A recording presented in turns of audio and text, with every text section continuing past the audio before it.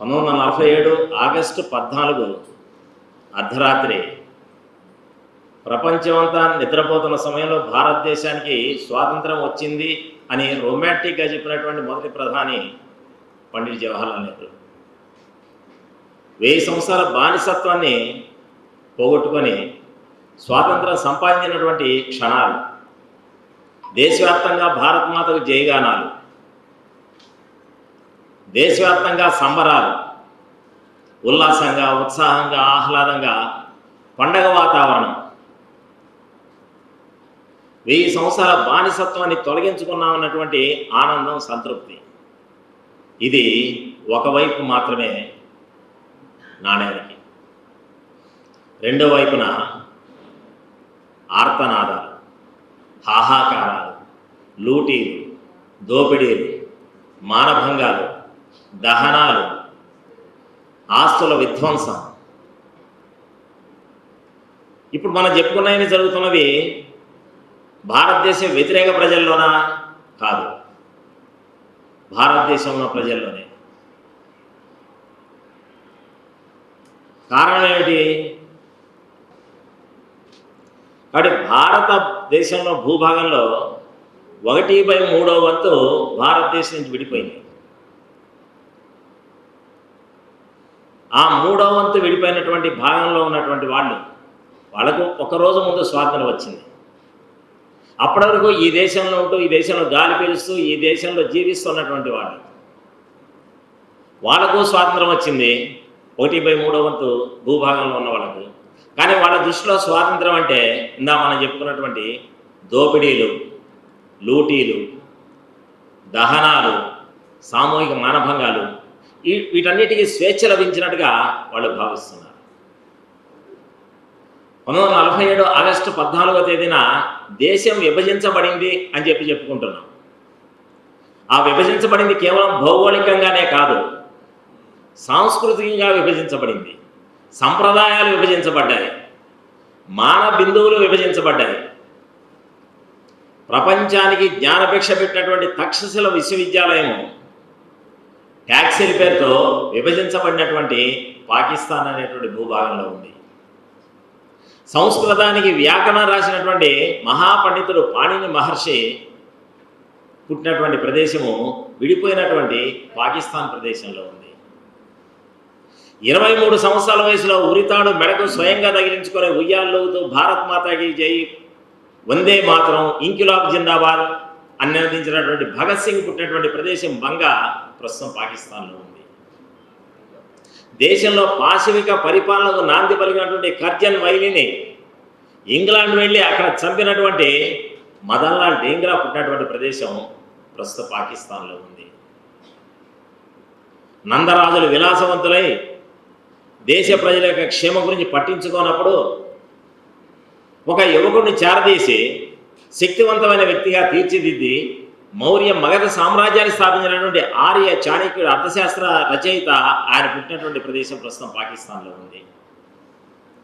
భారతదేశం యొక్క సభ్యత, సంస్కృతి, సంప్రదాయాలతో ప్రపంచానికి చాటి చెప్పినటువంటి హరప్పా, మహేందర ప్రదేశాలు ప్రస్తుతం పాకిస్తాన్లో ఉన్నాయి.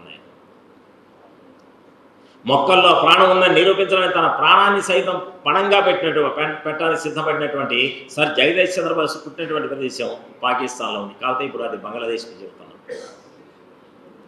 ఆనంద్ మఠన్ నవలు రాసి, వందే మాతరం గేయం రాసి 1905లో బెంగాల్ విభజన తర్వాత దేశవ్యాప్తంగా ప్రజలను ఉర్రూ తొలగించినటువంటి పంచాక్షరి మంత్రం వందే మాతర గీత రచయిత బంకించంద్ర చటర్జీ పుట్టినటువంటి ప్రదేశం పాకిస్తాన్లో ఉంది. 2 పాకిస్తాన్. ఆ తర్వాత 71లో అది బంగ్లాదేశ్ అయిపోయింది. ఈ ఈస్ట్ పాకిస్తాన్ అని చెప్పుకున్నటువంటి భాగం యొక్క పరిపాలన కూడా ఆ పాకిస్తాన్లోనే ఉండేది. కాబట్టి భారతదేశానికి చెందినటువంటి అనేక స్మృతులు, సంఘటనలు కీలకమైనటువంటివి పాకిస్తాన్లో ఉన్నాయి. యావత్ భారత జాతి మర్యాద పురుషోత్తముడిగా భావించే వ్యక్తి, దేశ ప్రజలు, ప్రపంచంలో హిందువులందరూ తలా 10 రూపాయలు వేసి 3200 కోట్లు పంపించినటువంటి అయోధ్య రామ జన్మభూమి భవ్యమైన దివ్యమైన మందిరాన్ని పంపించాం. ఆ శ్రీరామచంద్రుని యొక్క చిన్న కుమారుడైన లవుడు పరిపాలించడం కోసం రాజధానిగా నిర్మించుకున్న లవపూరి ప్రస్తుతం లాహోర్ పేరుతో పాకిస్తాన్లో ఉంది. నిరంతరం హరినామస్మరణ చేసే వ్యక్తి ప్రహ్లాదుడు. ప్రహ్లాదుని దారుణంగా హింసిస్తూ సంహరించడానికి సిద్ధపడ్డ వ్యక్తి అతని తండ్రి హిరణ్యకశిపుడు. సజ్జన శక్తి సంరక్షణ కోసం, దుష్ట సంహారం కోసం నరసింహస్వామి హిరణ్యకశిపుని సంహరించడానికి అవతరించినటువంటి మూలస్థాన్ ప్రహ్లాదపురి ప్రస్తుతం ముల్తాన్ పేరుతో పాకిస్తాన్లో ఉంది. ఈ రకంగా పాకిస్తాన్ పేరుతో భారతదేశంలో ఉన్నటువంటి ముఖ్యమైనటువంటి కేంద్రాలు ఇంకా అనేక దేవాలయాలు మనం చెప్పుకున్నాం. వాళ్ళకు స్వేచ్ఛ వచ్చింది దేవాలయాలను ధ్వంసం చేయడానికి, వాళ్ళకు స్వాతంత్రం లభించింది దేవాలయాలను ధ్వంసం చేయడానికి. ఒక్క రోజులో జరిగినటువంటి సంఘటన ఇది దేశ విభజన. దీనికి ముందు అనేక సంవత్సరాల పూర్వ ప్రయత్నం ఉంది. దీనికోసం 3 శక్తులు పనిచేశాయి దేశ విభజన కోసం.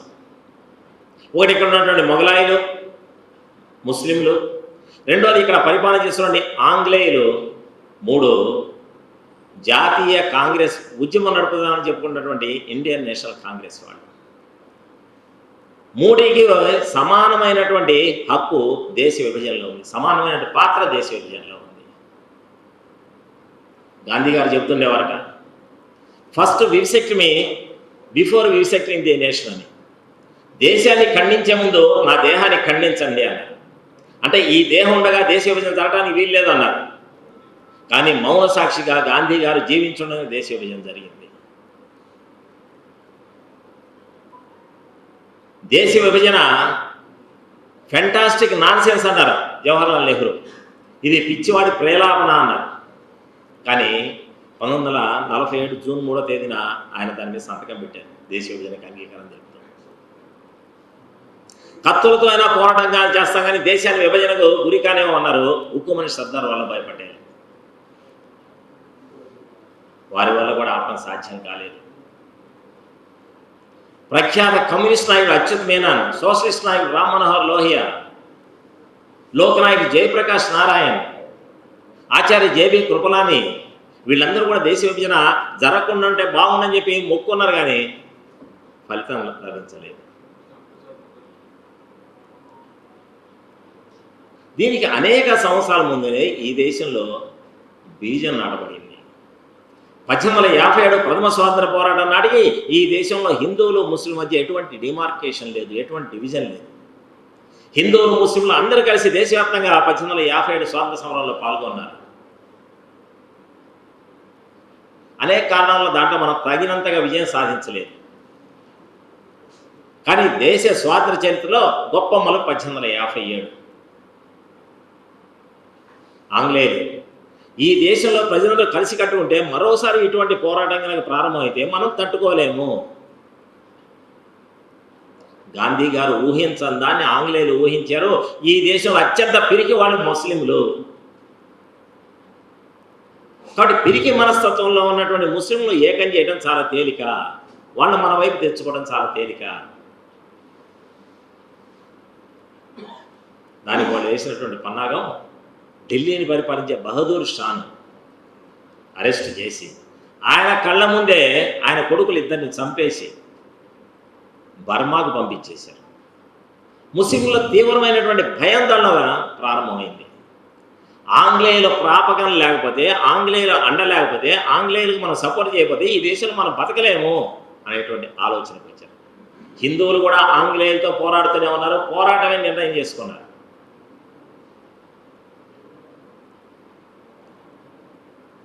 అక్కడి నుంచి ఆంగ్లేయుల వైపున చేరుతూ ఆంగ్లేయులు ముస్లింలు చేరదీస్తూ వాళ్ళకు ప్రత్యేకమైన హక్కులు కల్పిస్తామని చెప్తూ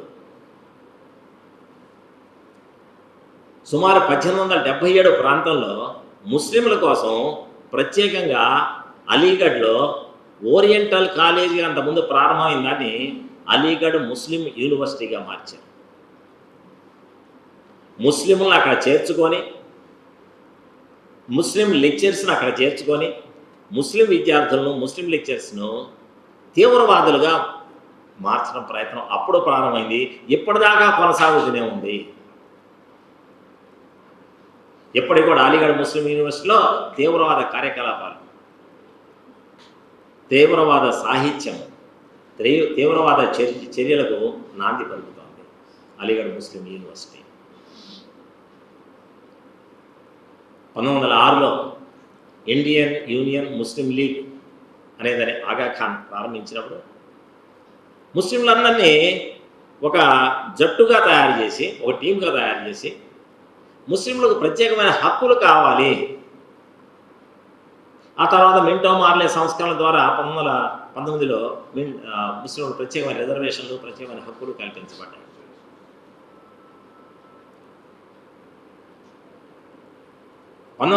ఇండియన్ యూనియన్ ముస్లిం లీగ్ ఏర్పడిన తర్వాత మనం ప్రత్యేకమైనటువంటి వాళ్ళము, హిందువులతో కలిసి తిరగకూడదు. ఈ ముస్లింల సంఖ్య బలంగా ఉన్నటువంటి బెంగాల్లో 1945-46 నాటికి అక్కడ అధికారం కూడా వచ్చింది ముస్లిం లీగ్కి. బెంగాల్లో ప్రభుత్వాన్ని ఏర్పాటు చేసింది. అక్కడ ముస్లింలకు ఫత్వా జారీ చేశారు. మనం ఇక్కడ మెజార్టీగా ఉన్నాము, మన దగ్గర ఎవరు కూడా హిందువులు పనిచేయడానికి వీల్లేదు, మనం హిందువుల దగ్గర పనిచేయడానికి వీల్లేదు, హిందువుల దగ్గర వస్తువులు కొనడానికి వీల్లేదు, హిందువులకు వస్తువులు అమ్మటానికి వీల్లేదు అని హిందూ ముస్లిం వేరు చేయడంలో ఆంగ్లేయులు ప్రధానమైనటువంటి పాత్ర పోషించారు. దీన్ని ఆపడానికి ఎవరూ సాహసం చేయలేదు. ఇంకా ఆనాటి జాతీయ కాంగ్రెస్ నాయకులకు ముస్లిమ్స్ అండం లేకపోతే స్వాతంత్రోద్యమంలో మనం పాల్గొనలేము, ముస్లింలు సహకారం లేకపోతే స్వాతంత్రోద్యమం మనం ముమ్మరంగా చేయలేము అనేటువంటి భ్రమ ఉండేది.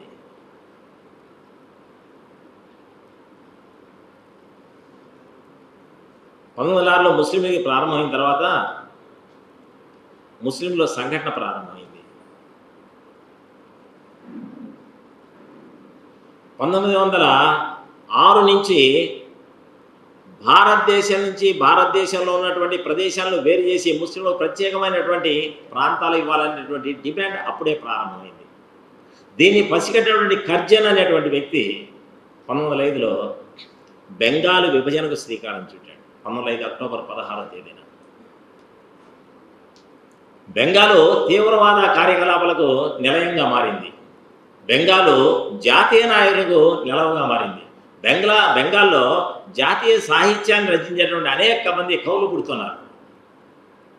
కాబట్టి బెంగాల్ ఇంత విశాలమైనటువంటి బెంగాల్లో ఎంతమంది ఒకే చోట చేరితే వాళ్ళు తట్టుకోవడం కష్టం అని భావించినటువంటి ఆంగ్లేయులు విభజించు పాలించినటువంటి దుర్నీతితోటి బెంగాల్ విభజనకు శ్రీకారం చుట్టారు. బెంగాల్లో ముస్లింలు అధికంగా ఉన్నటువంటి ప్రాంతాన్ని ఒక రాష్ట్రంగా చేశారు. ఆశ్చర్యమైన విషయం ఏంటంటే బెంగాల్ విభజన ఎక్కడో బెంగాల్లో తూర్పు ప్రాంతంలో మూల జరిగింది, గంగా సముద్రం బంగాళాఖాతం ఒడ్డున జరిగింది, మనకేం సంబంధం లేదు, దేశవ్యాప్తంగా అనుకోలేదు. దేశవ్యాప్తంగా బలమైనటువంటి ఉద్యమం ప్రారంభమైంది. బెంగాల్ విభజన రద్దు చేయాలని పంచాక్షి మంత్రం వందే మాతరం పేరుతోటి దేశవ్యాప్తంగా అనేక మంది వందే మాతరం ఉద్యమంలో పాల్గొన్నారు. రాష్ట్రీయ స్వయం సేవక సంఘ వ్యవస్థాపకులైనటువంటి పరమంజి డాక్టర్ కేశవరావు బలీరామ్ హెడ్గేవార్ 9వ తరగతి చదివే సమయంలో నాగపూర్లో నీల్ సిటీ హై స్కూల్లో వందే మాతరం నినాదం ఆంగ్ల అధికారి ముందు ఇచ్చారు. పాఠశాల నుంచి బహిష్కరించబట్టానికైనా సిద్ధపడ్డారు, కానీ వందే మాతరం అన్నటువంటి పాఠశాలలో చదవను అని చెప్పి బయటకు వచ్చారు. అటువంటి వాళ్ళ కోసం లాలా లజపతి రాయ్, బాలగంగాధర తిలక్, బిపిన్ చంద్రపాల్, లాల్ బాల్ పాల్ త్రయము దేశవ్యాప్తంగా జాతీయ పాఠశాలలు ప్రారంభించారు. బిపిన్ చంద్రపాల్ మన రాష్ట్రానికి వచ్చారు. ఆ సమయంలో గుంటూరులో ఉన్నటువంటి హిందూ కాలేజీ ఆ సమయంలో బిపిన్ చంద్రపాల్ యొక్క స్ఫూర్తితో ప్రారంభించబడింది. రాజమండ్రిలో అనేక కాలేజీలు, రెండచంద్రలో వైఆర్ఎస్ హై స్కూల్, సత్యనపల్లిలో శరమయ్య హైందవ ఉన్నత పాఠశాల, మచిలీపట్నంలో పాఠశాల, 1928, 1930 ఆ ప్రాంతాల్లో అనేక మంది వందే మాతరం ఉద్యమం పేరుతోటి పాఠశాలలు, కళాశాలలు దూరంగా ఉన్నారు. వాళ్ళందరికీ నేషనల్ ఎడ్యుకేషన్ అందాలి, దానికోసం జాతీయ పాఠశాలలు ప్రారంభించాలి. చాలా ఆశ్చర్యం కలుగుతుంది. కొంతమంది తెలిసే ఉంటుంది, లాలా లజపతి రాయ్ పంజాబ్ కేసరి, పంజాబ్లో పుట్టినటువంటి లాలా లజపతి రాయ్ పేరుతోటి రెండచింతల్లో ప్రాథమిక పాఠశాల ఉంది, ఎల్ఎల్ఆర్ ఎలిమెంటరీ స్కూల్ అంటారు, లాలా లజపతి రాయ్ ఎలిమెంటరీ స్కూల్. 1928లో పల్నాడు పర్యటనకు వచ్చినటువంటి పూజ్య మహాత్మా గాంధీ అక్కడ పాఠశాలకు శంకుస్థాపన చేశారు. ఆ పాఠశాల ఇప్పుడు వైఆర్ఎస్ హై స్కూల్ పేరుతో ఉంది. అనేక మంది జాతీయత భావన ఉన్నటువంటి విద్యార్థులను తయారు చేసినటువంటి ఒక ఫ్యాక్టరీగా మిగిలిపోయింది అది. ఇక్కడ జాతీయ పాఠశాలల ఏర్పాటుతోటి జాతీయతా భావన సమాజంలో పెరిగిపోయింది. వందే మాతరం ఉద్యమంలో పాల్గొన్నదికే రాజమండ్రిలో బీఈ టీచర్ ట్రైనింగ్ కాలేజీలో పనిచేస్తున్నటువంటి చదువుతున్నటువంటి గాడిచర్ల హరిసర్వోత్తమరావును పాఠశాల నుంచి కళాశాల నుంచి బహిష్కరించారు. అట్లా దేశవ్యాప్తంగా 1905లో బెంగాల్ విభజన తర్వాత వందే మాతరం పేరుతో ఉద్యమం జరిగింది. ఎంత పెద్ద ఉద్యమం జరిగిందంటే అంత శక్తివంతమైనటువంటి ఆయుధ సంపత్తి ఉన్నటువంటి ఆంగ్ల ప్రభుత్వం 6 సంవత్సరాల ఉద్యమానికి తలంచి మోకాళ్ళ మీద నిలబడి 1911వ సంవత్సరంలో బెంగాల్ విభజనను రద్దు చేసింది. 1905లో అక్టోబర్ 16వ తేదీన కర్జన్ బెంగాల్ విభజించి దేశ ప్రజల్లో వస్తున్నటువంటి ఆ ఉద్యమాన్ని చూసి తట్టుకోలేక 1906లో రాజీనామా చేసి ఇంగ్లాండ్ వెళ్తాడు. 1911లో 5వ జార్జి చక్రవర్తి అధ్యక్షుడైన తర్వాత బ్రిటన్కు మన దేశానికి స్వయంగా వచ్చి బెంగాల్ విభజన రద్దు చేస్తున్నానని ప్రకటించింది. బెంగాల్ రద్దు జరిగింది కానీ ప్రజల మధ్య ఏర్పడినటువంటి మనసుల మధ్య ఏర్పడినటువంటి గోడలు తొలగలేదు.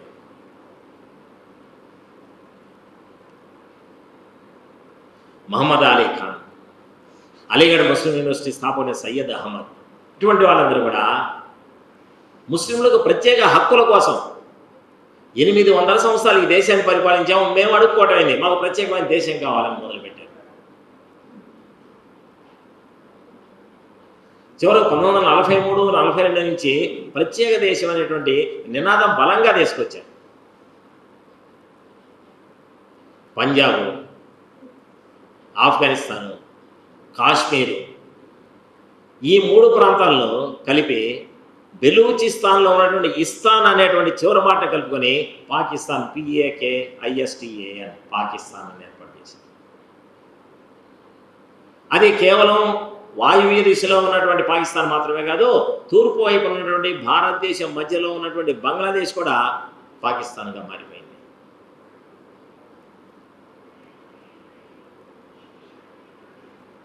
స్వాతంత్రం వచ్చిన తర్వాత ఈ దేశంలో ఉన్నటువంటి అనేక సంస్థానాలు విడివిడిగా ఉంటే దేశ సమగ్రతకు సమైక్యతకు చాలా కష్టం వాటిల్తుంది. కాబట్టి వీళ్ళందరినీ కలిపేయాలి అని కేంద్రం పిలుపు తీసుకొని సర్దార్ వల్లభాయ్ పటేల్ పిలిపించినప్పుడు అనేక సంస్థానాలు భారతదేశంలో కలిసిపోయారు. కానీ హైదరాబాదు, జునాగఢ్, కాశ్మీర్ సంస్థానాధిపతులు మేము భారతదేశంలో కలము, మేము విడిగా ఉంటాం, అవసరమైతే పాకిస్తాన్తో కలుస్తామన్నారు. భారతదేశం మధ్యలో ఉన్నటువంటి హైదరాబాదు పాకిస్తాన్తో అనుసంధానం అయితే దేశానికి చాలా ప్రమాదము అని చెప్పి సైనిక చర్య ద్వారా తీసుకున్నట్టు సంఘటన మనకు తెలుసు. అయితే ఈ ప్రస్తుత టాపిక్ అది ప్రస్తుతం దేశ విభజన జరిగింది. నాకు రంగరాజు గారు చెప్పారు గాంధీ సింకులని. దేశ విభజన ద్వారా పరాయి దేశం ఏర్పడింది, కానీ ఏర్పడిన పరాయి దేశం శత్రు దేశం అయిపోయింది. అది ప్రమాదం.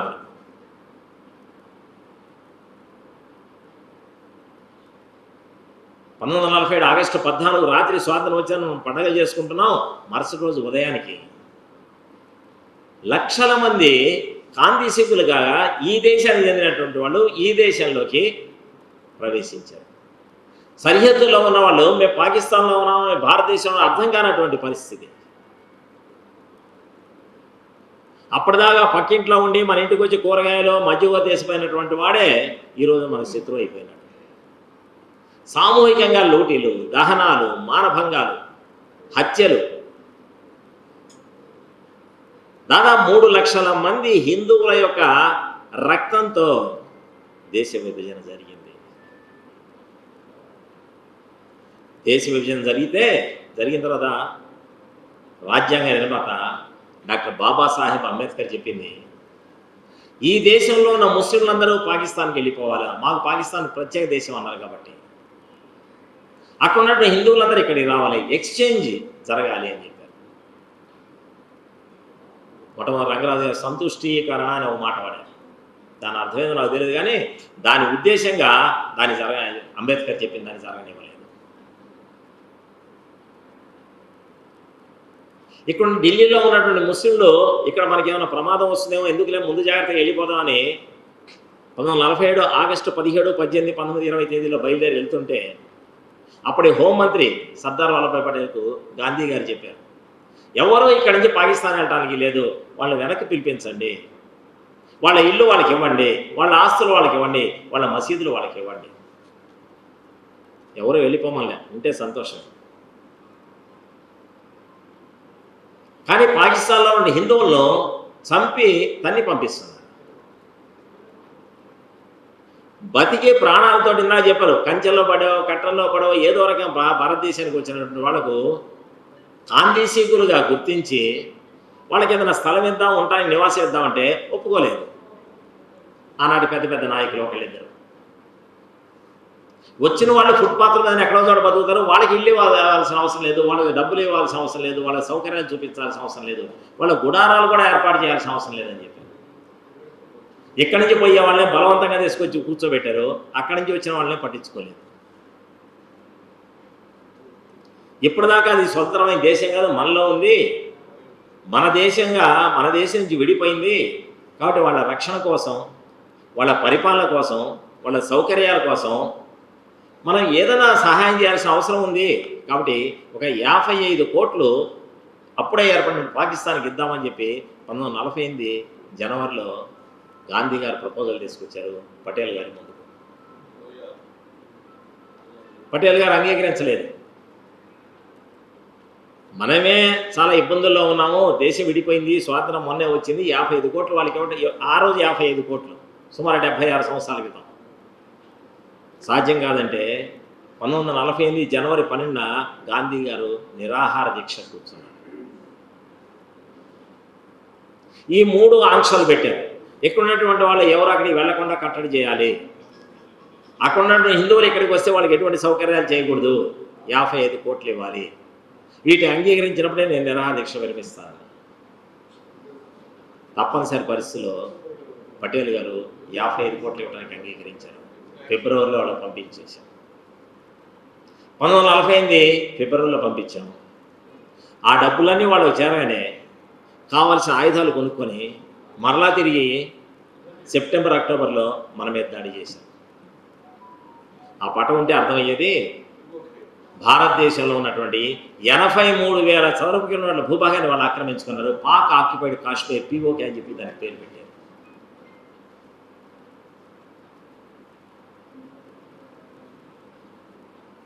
అంటే భారతదేశంలో ఉన్నటువంటి భూభాగాన్ని కూడా వాళ్ళు ఆక్రమించేశారు. మన 55 కోట్లతోటి ఆయుధాలు కొనుక్కొని.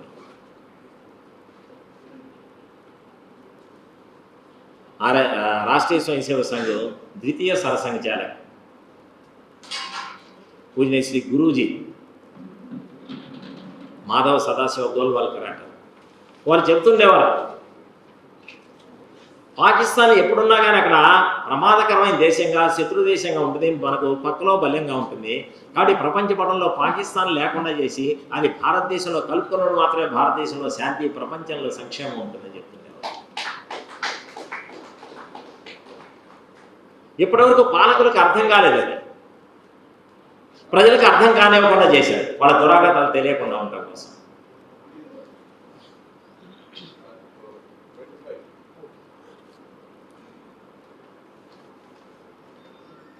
అంటే పాకిస్తాను 1948లో మొట్టమొదటిసారి చేసి మన చేతిలో ఓడిపోయిన ఇప్పటి వరకు నిరంతరం మన మీద దాడి చేస్తూనే ఉంది.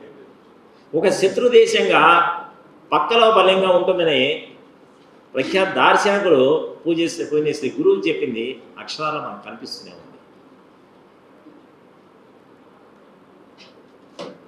స్వాతంత్రం వచ్చిన తర్వాత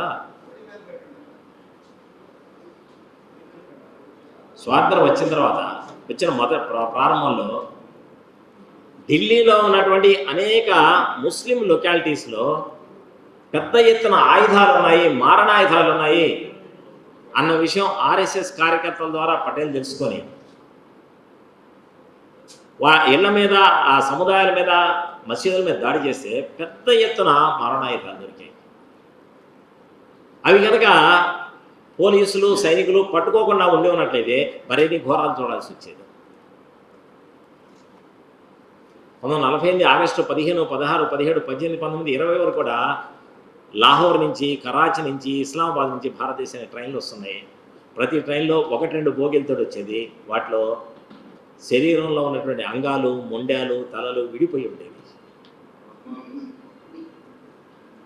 ఇంత దుర్మార్గమైనటువంటి పరిస్థితుల్లో దేశ విభజన జరిగింది. దేశ విభజనలో ఎటువంటి శాస్త్రీయత లేదు, దేశ విభజనలో ఎటువంటి దూరదృష్టి లేదు. ఇక్బాల్ లాంటి వాళ్ళు మొట్టమొదటి చెప్పిన సారే జహా సే అచ్చా హిందుస్థాన్ అమారా అని ప్రారంభంలో అన్నటువంటి ఇక్బాల్ ముస్లింలు ప్రత్యేకమైన దేశం కావాల్సిందే అని చెప్పి గట్టిగా బలంగా నొక్కి చెప్పారు. ప్రత్యేక దేశం ఏర్పడిన తర్వాత 10 సంవత్సరాలు జీవించారు. 10 సంవత్సరాల్లోనే వారికి జ్ఞానోదయం అయింది. విడిపోయిన తర్వాత ఇక్కడ ఉన్నటువంటి దేశం అభివృద్ధికి నోచుకోదు అని చెప్పేశారు. ఇవాళ మనం చూస్తున్నాం పాకిస్తాన్ పరిస్థితి. కిలో గోధుమ పిండి కోసం 2 కిలోమీటర్లు క్యూలో నిలబడుతున్నారు. కిలో గోధుమ పిండి కోసం 200 ఖర్చు పెట్టడానికి సిద్ధపడుతున్నారు. 500 రూపాయల పైన పెట్రోల్ అమ్ముతోంది. ప్రపంచంలో అడుక్కుంటున్నటువంటి దేశం ఏదైనా ఉందంటే అది పాకిస్తాన్ మాత్రమే. అనేకంటే కూడా అడుక్కునేట్టుగా తయారు చేసింది భారతదేశం. ఈరోజు చీటికి మాటికి అలెగ్జాండర్ నుంచి పర్వేజ్ ముషర్రఫ్ వరకు భారతదేశం మీద దాడులు నిరంతరం జరుగుతున్నాయి. సతత సంఘర్షణ చరిత్ర భారతదేశంది. 48లో యుద్ధం చేశారు, ఓడిపోయారు, సిగ్గు రాలేదు. 65లో మళ్ళీ యుద్ధానికి వచ్చారు, ఓడిపోయారు, సిగ్గు రాలేదు. 71లో యుద్ధానికి వచ్చారు, ఓడిపోయారు, సిగ్గు రాలేదు. 99లో కార్గిల్ పేరుతో, ద్రాస్ పేరుతో, బెటాలిక్ పేరుతో, టోలోనింగ్ పేరుతో భారతదేశానికి యుద్ధానికి వచ్చారు, సిగ్గు రాలేదు.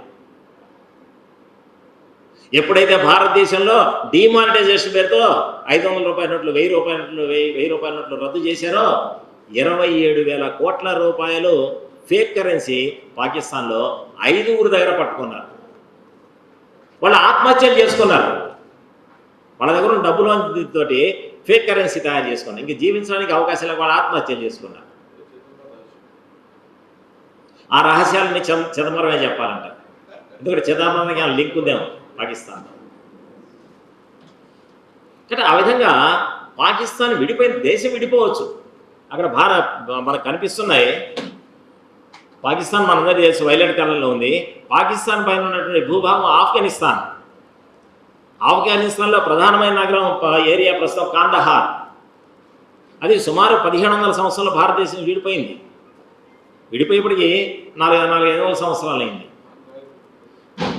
ఆ కాందహారు పూర్వనామం ఉపగణ స్థానాలుగా ఉన్నప్పుడు గాంధార్ రాజ్యం.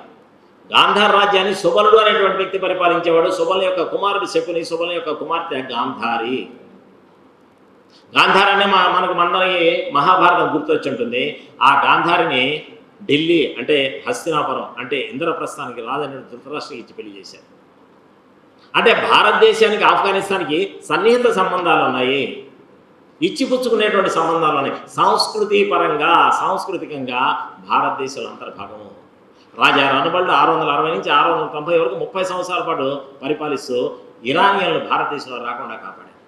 అది భారతదేశం విడిపోయింది. అటు పైన కనబడుతున్న టిబెట్ 1914లో భారతదేశం విడిపోయింది. 1950లో దానికి స్వతంత్ర ప్రతిపత్తి వచ్చింది. అక్కడ అనేక హిందూ దేవాలయాలు ఉన్నాయి. గౌతమ బుద్ధుడు ప్రారంభించిన బౌద్ధ మతం యొక్క అనుచరులైనటువంటి లామాలు అక్కడ ఉన్నారు. అక్కడ ఉన్నటువంటి దలై లామా, కర్మప లామాలు, అనేక హిందూ దేవాలయాలు అక్కడ ఉన్నాయి. ఇందా చెప్పుకున్న ఆఫ్ఘనిస్తాన్లో ఉన్నటువంటి పర్వతాలు హిందూ కుష్ పర్వతాలు అంటారు. కాబట్టి హిందూ సంస్కృతి అక్కడ దాకా పోకపోతే హిందూ కుష్ అనే పేరు ఎక్కడి నుంచి వస్తుంది? మనందరికీ తెలుసు, తాలిబాన్లు అక్కడ ఉన్నటువంటి పెద్ద పెద్ద రాతి బుద్ధ విగ్రహాల్లో గ్రానైట్లో పిండి పిండి చేశారు ఆఫ్ఘనిస్తాన్లో. అంటే బౌద్ధ మతం అక్కడి దాకా వ్యాపించింది. టిబెట్ కింద ఉన్నటువంటి భాగం ప్రస్తుతం నేపాల్గా కనబడుతుంది. నేపాల్ గతంలో మిథిలా రాజ్యం అనేవాళ్ళు. జనకుడు పరిపాలించాడు. జనకుని యొక్క కుమార్తె జానకి మిథిలా రాజు యొక్క కుమార్తె కాబట్టి మైథిలి అంటాం సీతామాతను. సీతామాత అయోధ్య రాజు దశరథుని యొక్క కుమారుడైనటువంటి రాముని స్వయంవరంలో చేపట్టింది. ప్రపంచ ప్రఖ్యాతించినటువంటి పశుపతినాథ్ దేవాలయం నేపాల్లో ఉంది, అది భారతదేశం నుంచి విడిపోయింది. ఆ కింద బర్మా ఉంది, బ్రహ్మదేశం ఉంటుంది, ఒక లాలాజీ బాలగంగాధర్ తిలక్ ఫోటో మనకు కనిపిస్తుంది. మహారాష్ట్రలో పుట్టినటువంటి తిలక్ను అక్కడ వేసి పొరపాటున ప్రింట్ చేయలేదు. అక్కడ బర్మాలో ఉన్నటువంటి ఇప్పుడు బ్రహ్మదేశంలో ఉన్నాడు, ఇప్పుడు మయన్మార్లో ఉన్నటువంటి మాండలే జైల్లో 4 సంవత్సరాల పాటు కఠిన కారాగార శిక్ష విధించారు. Has the government gone mad అనేటువంటి హెడ్డింగ్ పెట్టి వ్యాసం రాసిన కారణంగా 1937లో భారతదేశం విడిపోయింది. కింద ఉన్నటువంటి శ్రీలంక భారతదేశం యొక్క పాదపీఠికి అనేక మంది కవులు వర్ణించినటువంటి ప్రదేశం శ్రీలంక. 1912లో భారతదేశం విడిపోయింది. లంకాయాం శాంకరీదేవి అని అష్టాదశ శక్తిపీఠాల్లో మొట్టమొదటి చెప్పుకునేది ఆ శాంకరీదేవి శక్తిపీఠం, అది లంకలో ఉంది. లంకలో ప్రస్తుత ప్రభుత్వం ఒక ట్రైన్ టూర్ ప్యాకేజ్ ఏర్పాటు చేసింది, ఎవరిని వెళ్ళి ఆ ప్యాకేజీ ప్రకారం చూసి రావటం కోసం. అందులో ఏముంది, సీతమ్మ నడయాడినటువంటి ప్రదేశాలు, సీతమ్మను ఉంచినటువంటి అశోక వాటిక, దాంతోపాటుగా హనుమంతుడు చూసిన ప్రదేశాలు, లక్ష్మణుడు ఎక్కడైతే మూర్ఛల్లో ఆ ప్రదేశము, శ్రీరాముడు యొక్క కదలికలు, అవన్నీ ఒక టూర్ ప్యాకేజ్కి చేస్తున్నాను. శ్రీలంకను పరిపాలించి రావణాసుడు యొక్క దేవాలయం లేదు, రాముని ఆనవాళ్ళు అక్కడ ఉన్నాయి. అంటే భారతీయ సంస్థ శ్రీలంక దాకా వ్యాపించింది. శ్రీలంక భారతదేశం విడిపోయింది, నేపాల్ విడిపోయింది, టిబెట్ విడిపోయింది, మయన్మార్ విడిపోయింది, ఆఫ్ఘనిస్తాన్ విడిపోయింది. ఎక్కడ రక్తపాతం జరగలేదు. కానీ పాకిస్తాన్ విడిపోయే సమయంలో 3 లక్షల మంది హిందువుల యొక్క శరీరాల నుంచి భారతదేశ విభజన జరిగింది. ఆ పాకిస్తాన్లో లేదా అక్కడ ఉన్నటువంటి బంగ్లాదేశ్గా పిలువబడుతున్న తూర్పు పాకిస్తాన్లో అనేక బొమ్మలు ఉన్నాయి. ఇందా మొట్టమొదటి చెప్పుకున్నటువంటి పాణిని, మదన్లాల్ డేంగ్రా, భగత్ సింగ్, గురునానక్, హరప్ప మహంజదవర, ఆర్య చాణక్య, అక్కడ పోతే బంకిం చంద్ర చటర్జీ, సర్ జగదీష్ చంద్రబోస్. దేశాన్ని ఇక్కడ ముక్కలు చేసినటువంటి వాళ్ళు సిగ్గు లేకుండా మణిపూర్లో ఏదో చదివితే భరతమాతను హత్య చేశారని చెప్పి పార్లమెంట్లో చెబుతారు. దేశాన్ని ఎన్నిసార్లు హత్య చేశారు? అసలు భరతమాత అనే పేరు నిన్నదాకా అంట మొదలుపెట్టారా వాళ్ళు? అదేదో భూత పదంలాగా ఉండేది వాళ్ళకు. కాబట్టి దేశాన్ని ముక్కలు చేసినటువంటి వాళ్ళు, దేశాన్ని నాశనం చేసినటువంటి వాళ్ళు, దేశాన్ని అస్థిరపరిచినటువంటి వాళ్ళు, దేశాన్ని అమ్ముకోవడానికి సిద్ధపడినటువంటి వాళ్ళు భరతమాత హత్య అని పేరు చెప్పడం అనేది సిగ్గుచేటు. కాబట్టి ఇది ఇందాక రంగరాజు గారు ప్రారంభంలో చెప్పారు, ఇది నేటి ప్రజలకు తెలియాల్సిన అవసరం ఉంది అన్నటువంటి ఆలోచనతో కేంద్ర ప్రభుత్వం తీసుకొచ్చిందని. గత చరిత్రను తెలియని జాతికి భవిష్యత్తు లేదు అంటారు లాలా లజపతి రాయ్. అదంతా ఇప్పుడు ఎందుకండి అంటారు. ఇప్పుడు మణిపూర్లో ఉన్నటువంటి రోహింగ్యాలు వెనక్కి పంపించాలా? ఎప్పుడో వచ్చారు, 40 ఏళ్ళు 30 ఏళ్ళు వచ్చారు, వాళ్ళు ఉన్నాయండి అంట. బెంగాల్కి వచ్చిన రోహింగ్యాలు పంపించడం ఎందుకు? గుంటూరు దాకా వచ్చిన వాళ్ళని మళ్ళీ వెనక్కి పంపించడం ఎందుకు? ఇలా పిచ్చి కాకపోతే వీళ్ళని పంపించాలంట. మరి ఇదే ఆలోచన 200 సంవత్సరాల నుంచి ఉన్నటువంటి ఆంగ్లేయుల్ని దేశం నుంచి పంపించడం ఎందుకు అనేటువంటి ఆలోచన ఎందుకు రాలేదు? ఈ ఆలోచన రాకనే 19 సంవత్సరాల వయసులో ఖుదీరామ్ బోస్, 23 సంవత్సరాల వయసులో భగత్ సింగ్, 27 సంవత్సరాల వయసులో అల్లూరి సీతారామరాజు, 22.5 సంవత్సరాల వయసులో ఒక సంకన బిడ్డనెత్తుకుని చేతిలో కత్తి పట్టుకుని గుర్రం మీద పోరాడుతూ ఝాన్సీ లక్ష్మీబాయి ఆంగ్ల సైన్యాధిపతి హ్యూ రోజు యొక్క సైనికుల తలలతో బంతులాడిందా? ఇవన్నీ నేటి తరానికి అర్థం కావాలి. ఇదంతా చప్పట్టుకోవడానికి ఏళ్ళైటానికో కాదు. దేశం పడుతున్నటువంటి ఆవేదన, దేశ ప్రజలు పడుతున్నటువంటి ఆవేదన, ఆక్రందనలు నేటి తరానికి తెలియాలి. 2022 స్వాతంత్రం వచ్చి 75 సంవత్సరాల సంవత్సరం, 2047 స్వాతంత్రం వచ్చి 100 సంవత్సరాలు అవుతున్న సంవత్సరం. ఈ 25 సంవత్సరాల కాలాన్ని అమృత కాలంగా మనం భావిస్తున్నాం. అమృత కాలం అంటే సరదాగా దుప్పటి కప్పుకొని పడుకోవడం కాదు, శ్రేష్టమైన కాలం, పనిచేసే కాలం. దేశాన్ని పరం వైభవ స్థితి తీసుకుపోయి ప్రపంచాల్లో జగద్గురు స్థానంలో ఉండడానికి అవసరమైనటువంటి 56 కోట్ల మంది యువత ఉన్నటువంటి దేశం మంది. ప్రపంచంలో చైనాలో తప్ప ఎక్కడా అంత జనాభా కూడా లేదు. ఇవాళ భారతదేశం యొక్క స్థాయి ప్రపంచంలో ఒకసారి చూద్దాం. 1975లో ఆర్యభట్ట ఉపగ్రహాన్ని రష్యా వెళ్ళి మోకాళ్ళ మీద నిలబడి మా దగ్గర సాంకేతిక పరిజ్ఞానం లేదు, డబ్బులు లేవు, మీరు పంపండి అని చెప్పి దండం పెడితే వాళ్ళు పంపించారు. 79లో ఆర్యభట్ట ఉపగ్రహాన్ని, 81లో రోహిణి ఉపగ్రహాన్ని అమెరికా సహాయంతో పంపించుకున్నాం. కానీ ఇవాళ భారతదేశ పరిస్థితి 104 దేశాలు ఉపగ్రహాన్ని తెచ్చి మోకాళ్ళ మీద నిలబడి ఇస్రో శ్రీహరికోట దగ్గర వస్తే ఒకే వాహకంలో మనం 104 దేశాల అంతరిక్షంలో ప్రవేశపెట్టినటువంటి ఘనత మన ఇస్రో శాస్త్రవేత్త.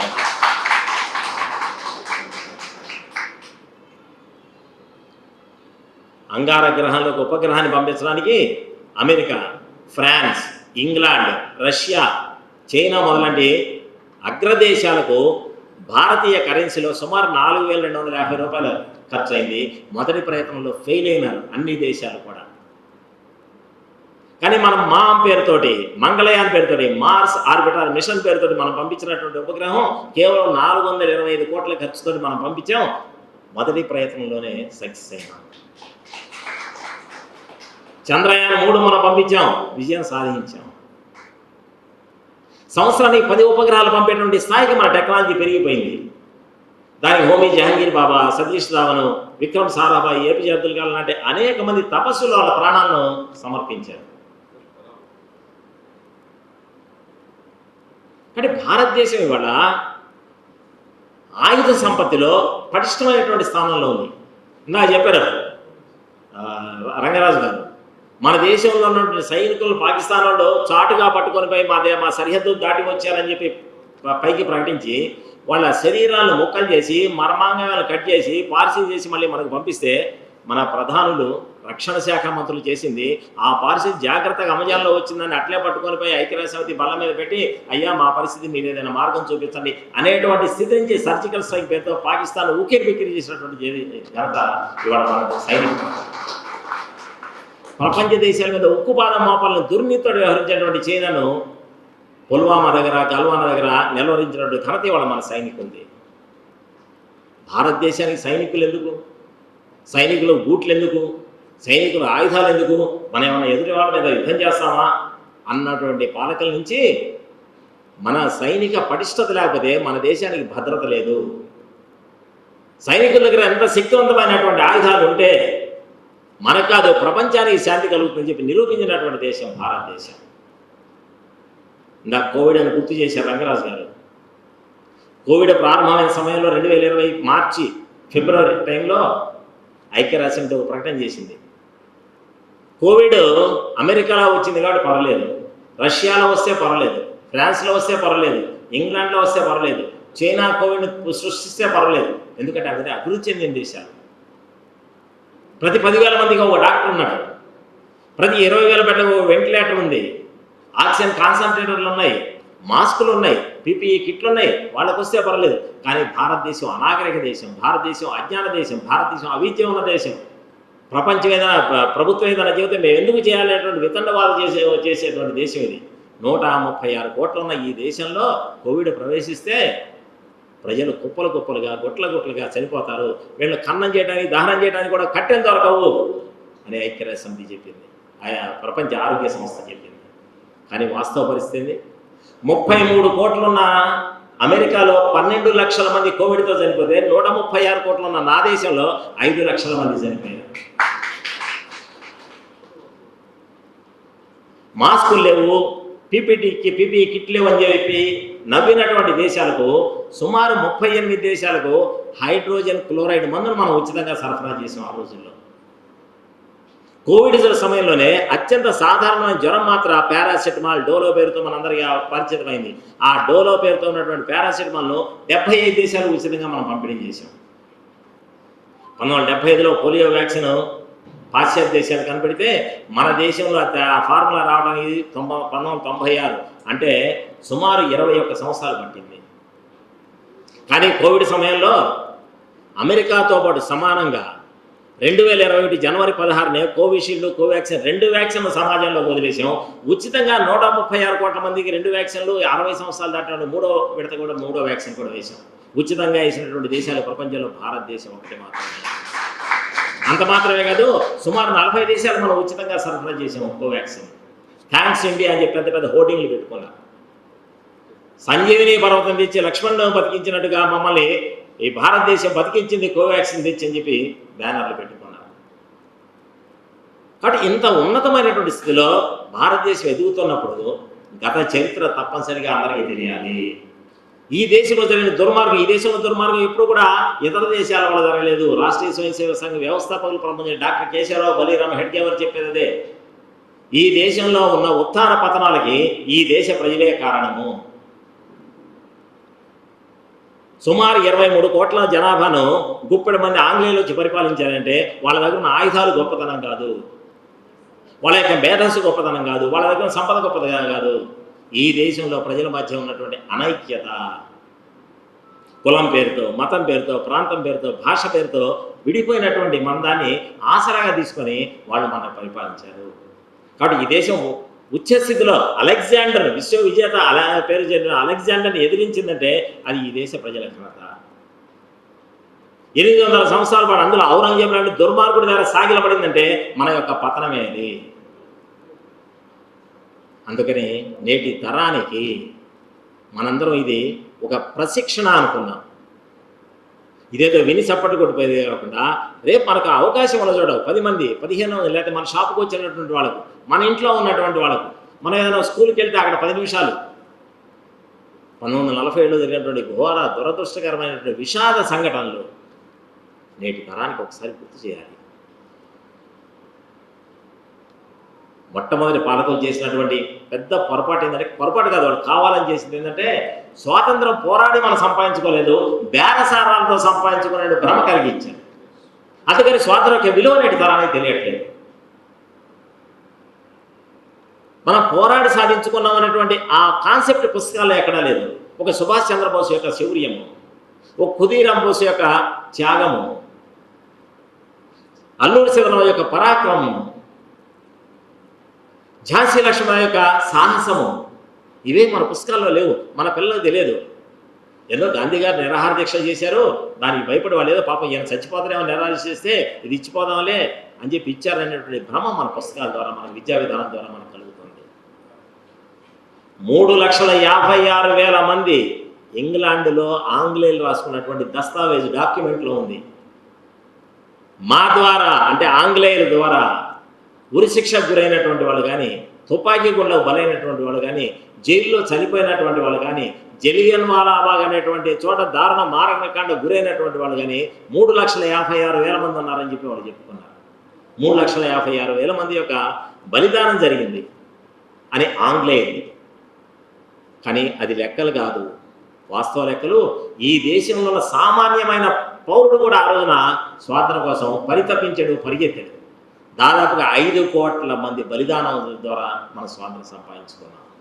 1857 ఎంతమంది చనిపోయారో మనకు తెలియదు.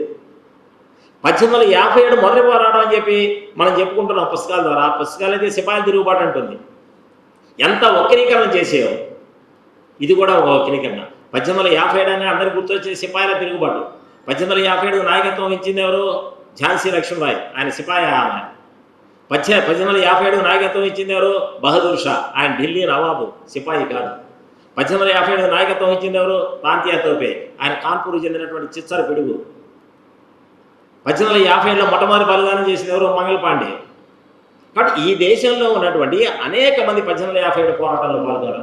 అంతేకాదు మనకు గర్వకారణం 1857 కంటే దశాబ్దం ముందే 1847లో ఉయ్యాలవాడ నరసింహారెడ్డి కోవెలకుంటలో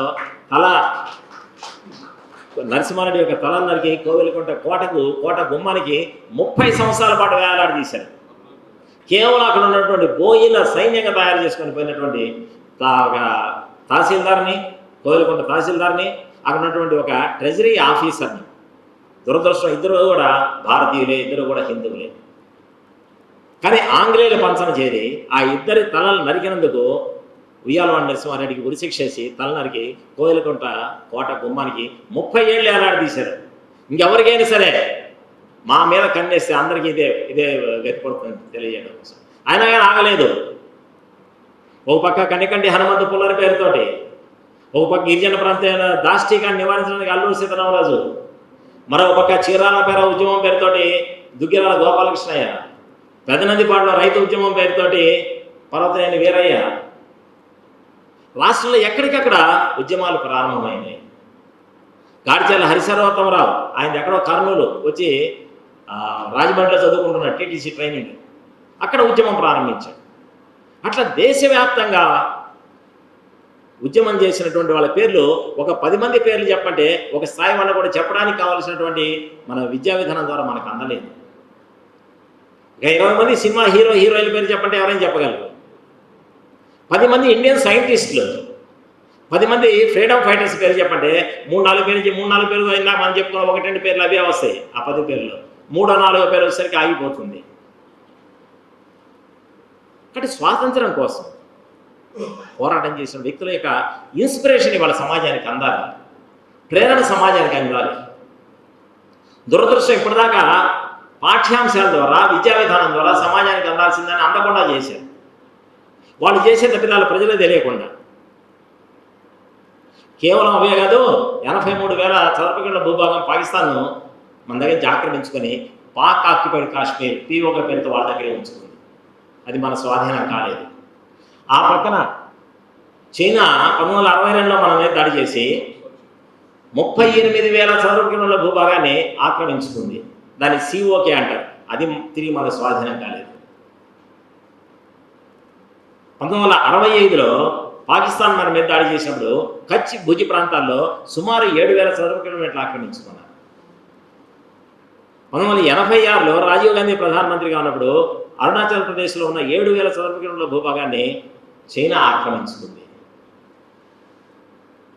అన్నిటికంటే దారుణం ఏంటంటే కచ్చితల్ అనేటువంటి దీవులను శ్రీలంకకు ఇందిరాగాంధీ ఇచ్చింది. వెస్ట్ బెంగాల్లో తీన్ బీగా అనే ఒక జిల్లా ఉంది, 3 పరగణాలు. అక్కడ వెస్ట్ బెంగాల్లో అసెంబ్లీ నియోజకవర్గాలు చూస్తే కూడా 24 పరగణాలు 17 పరగణాల పేరు ఉంటుంది. అక్కడ తీన్ బీగా 3 పరగణాలు ఉన్నటువంటి ఒక జిల్లా ఉంది. ఆ జిల్లాను భారతదేశం యొక్క ఆర్థిక పరిస్థితి నుంచి గట్టెక్కించడం కోసం మన తెలుగువాడైనటువంటి భారత ప్రధానిగా పనిచేసిన పివి నరసింహారావు గారు బంగ్లాదేశ్కు తీన్ బేగా జిల్లాను 999 సంవత్సరాల పాటు లీజు ఇచ్చారు, అద్దెకి ఇచ్చారు. దేశంలో ఉన్నటువంటి కేంద్ర ప్రభుత్వ ఉద్యోగుల జీతాలు ఇవ్వడానికి, పెన్షన్లకు ఇవ్వడానికి, రైలు నడపడానికి, విమానాలు నడపడానికి, పోస్ట్ ఆఫీస్ నడపడానికి డబ్బు లేక లీజుకి ఇచ్చారు. ఎంత లీజో తెలుసా? సంవత్సరానికి ₹1 ఇచ్చే విధంగా. అంటే ఈ దేశంలో ఈ భూభాగం అంటే గడ్డి మూల ఉంది, ఈ భూభాగం అంటే పనికి మాలింది, ఇది ఎడారి అనేటువంటి భావన. నా కుర్చీ వరకు నాకుంటే చాలు, మిగతా అంతా ఎవడు దేశపోయినా చాలు, ఎవడు కనుక్కొని పర్లేదు, ఎవడికి దారాదత్తం చేసినా పర్లేదు అనేటువంటి ఆలోచన భావన ఉన్నటువంటి పాలకులు నిన్నటి వరకు పరిపాలించడం మన దురదృష్టం. గడ్డి కూడా మొలవనటువంటి దేశం అనుకున్నట్లయితే భగత్ సింగ్ తయారయ్యేవాడు కాదు, చంద్రశేఖరాచార్య తయారయ్యేవాడు కాదు, అనంత లక్ష్మణ్ కన్హరే పుట్టేవాడు కాదు, ఖుదీరామ్ బోస్ పుట్టేవాడు కాదు. కాబట్టి ఈ దేశం అంతా కూడా ఒక సస్యశ్యామలమైన సుసంపన్నమైనటువంటి రత్నగర్భ. కాబట్టి ఈ భూభాగం మనది. పురాణాల్లో చెప్తుంటారు, ఉత్తరం ఏ సముద్రస్య హిమాద్రస్య దక్షిణం వర్షం తద్భారతం నామా భారతీయత్వ సంతతి. ఉత్తరాన ఉన్న హిమాలయాల నుంచి దక్షిణాన ఉన్న హిందూ సముద్రం వరకు ఉన్నటువంటి ఈ భూభాగం అంతా మనదే. ఇటువంటి భావన నేటి పిల్లల్లో కలగాలి, నేటి తరంలో రావాలి. నేటి పిల్లలంటే మన ఇంట్లో పిల్లలు తప్ప పక్క పిల్లలు చెబుతాం. మన పిల్లలు అమెరికా పోవాలా, డాలర్లు సంపాదించాలి, పక్కింట్లో మాత్రం ఓ శివాజీ లేకపోతే ఓ భగత్ సింగ్ తయారు కావాలి. కాబట్టి ముందుగా మార్పు నా నుంచి రావాలి, ముందుగా మార్పు నా కుటుంబం నుంచి రావాలి, ముందుగా మార్పు నా బజార్ నుంచి రావాలి, ముందుగా మార్పు నా గ్రామం నుంచి రావాలి, నా వాడ నుంచి రావాలి, నా బస్తీ నుంచి రావాలి. దేనికి ఈ రోజున ఆగస్టు 14 దేశ విభజన విషాదగాథను సమాజాన్ని తీసుకోమని చెబుతుంది. రేపు పోయిన సంవత్సరం విపరీతంగా చాలా చోట్ల కామెంట్స్ వినపడ్డాయి. ఇప్పటిదాకా జాతీయ జెండా అంటే చాలా గౌరవ స్థానంలో ఉండేది. ఇవాళ ఏంటంటే మోడీ గారు ఇంటింటి పెట్టమన్నారు, రిక్షా పెట్టమన్నారు, జాతీయ జెండా దుమ్ము కొట్టు అనుకోదా, ఎప్పుడు తీసే పని లేదన్నారు. కాబట్టి జాతీయ జెండాను అవమానిస్తున్నారు మోడీ అని చెప్పి మోడీని నిరంతరం తిట్టేవాళ్ళు ఆ మాట చెప్పేది. వాళ్ళే ఇంకో కోణంలో దేశాన్ని తిట్టేవాళ్ళు.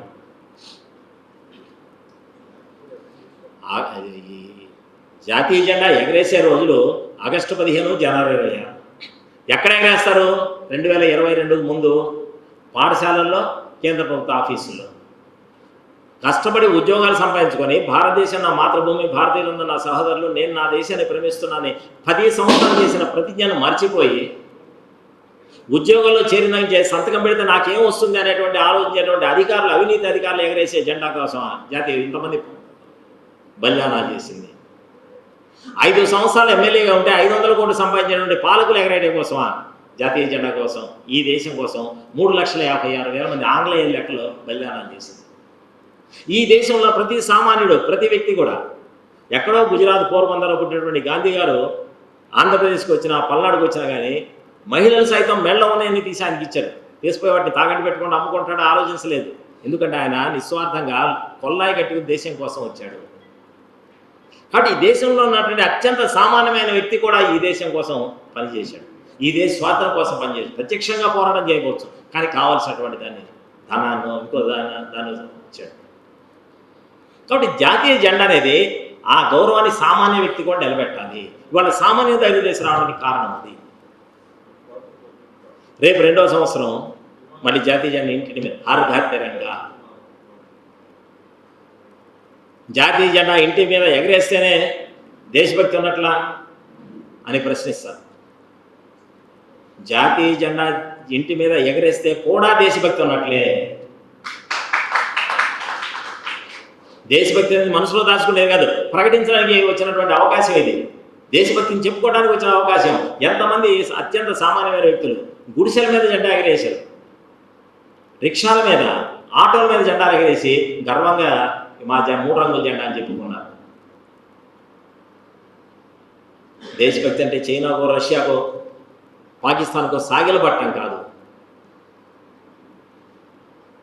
ఈ విషయాన్ని, దేశభక్తిని సమాజంలో నేటి తరానికి గతంలో జరిగినటువంటి సంఘటనలు, గత చరిత్రను తెలియజేయాలి.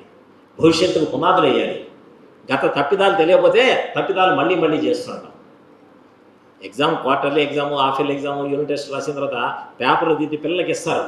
ఎందుకని? వాళ్ళు చేసిన తప్పులు వాళ్ళు తెలుసుకోవడం కోసం. ఆ పేపర్లు తిరిగి ఇవ్వకపోతే యాన్యువల్ ఎగ్జామ్లో, ఫైనల్ ఎగ్జామ్లో, పబ్లిక్ ఎగ్జామ్లో ఈ తప్పులు ఎక్కడ కూడా కొనసాగిస్తారు. కాబట్టి ఇటువంటి శక్తిని, ఆసక్తిని మనందరికీ ఇవ్వడం కోసం, నేటి సమాజానికి అందించడం కోసం ఈరోజు ఈ కార్యక్రమాన్ని దేశవ్యాప్తంగా ఏర్పాటు చేస్తున్నారు. గుంటూరులో ఉన్నటువంటి జనాభాతో పోలిస్తే ఇక్కడ వచ్చిన తక్కువ కావచ్చు, తక్కువ సంఖ్య కావచ్చు, కానీ ఎక్కువ ప్రభావితం చూపేటువంటి వాళ్ళు వీళ్ళందరూ. ఒక్కొక్కళ్ళు 100 కుటుంబాల వరకు వెళ్ళగలరు, ఒక్కొక్కళ్ళు 100 మందిని పోగు చేయగలరు. నేను ఒక్కడిని అనుకుంటే శివాజీ అట్లా ఉదయమని మన పాట అవుతుంది. కాబట్టి నేను ఒక్కడిని అనుకోకుండా, నేను ఒక్కడే ఒక శివాజీని. శివాజీకి వెనక స్ఫూర్తి ఎవరు? వాళ్ళ అమ్మే. భగత్ సింగ్ స్ఫూర్తి ఎవరు? విద్యావతి, తల్లి విద్యావతి. సుభాష్ చంద్రబోస్ స్ఫూర్తి ఎవరు? వాళ్ళ తల్లి ప్రభావతీదేవి. 1893 సెప్టెంబర్ 11న భారత కీర్తి పతాకాన్ని చికాగో మహాసభ ద్వారా విశ్వవ్యాప్తంగా ఎగరేసినటువంటి స్వామి వివేకానందకి ఇన్స్పిరేషను మాతా భువనేశ్వరి. కాబట్టి మన తండ్రులం, మన పిల్లలను ఛత్రపతి శివాజీ, రాణా ప్రతాపు, స్వామి వివేకానందలా తయారు చేయలేపని ఒక బాధ్యత కలిగినటువంటి యువకునిగా, వ్యక్తిగా, యువతిగా మనం తయారు చేయలేమా? ఈ విషయాన్ని ఆలోచించడం కోసమే ఈ కార్యక్రమం. కాబట్టి ఈరోజు ఈ అవకాశాన్ని పెద్దలు ఎంతమంది ఎంతకంటే ఎక్కువ విషయాలు మీ ముందు ఉంచగలరు. కానీ ఈ అవకాశాన్ని నాకు ఇచ్చినట్టుకు అందరికీ హృదయపూర్వకంగా తెలియజేస్తూ పూర్తి చేస్తాను.